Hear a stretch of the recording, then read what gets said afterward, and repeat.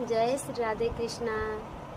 मैं आप सभी के लिए एक खूब सुंदर सा प्यारा सा कृष्ण जी का भजन लेकर के हाजिर हुई हूँ।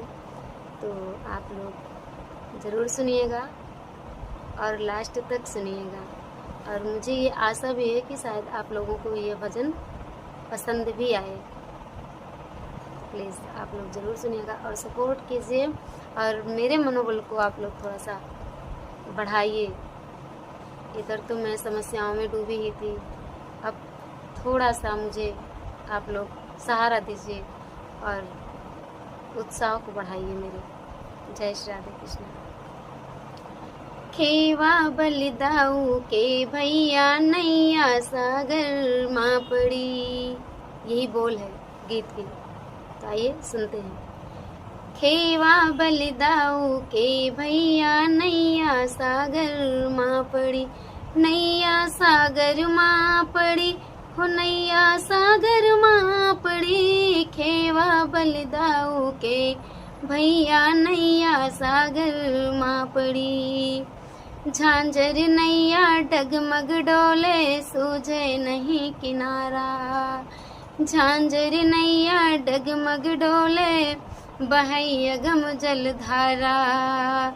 अंधकार भा हमरे आगे सूझे नहीं किनारा, अंधकार भा हमरे आगे सूझे नहीं किनारा। आवा गज के लाज बचैया नैया सागर माँ पड़ी हो, आवा गज के लाज बचैया नैया सागर माँ पड़ी।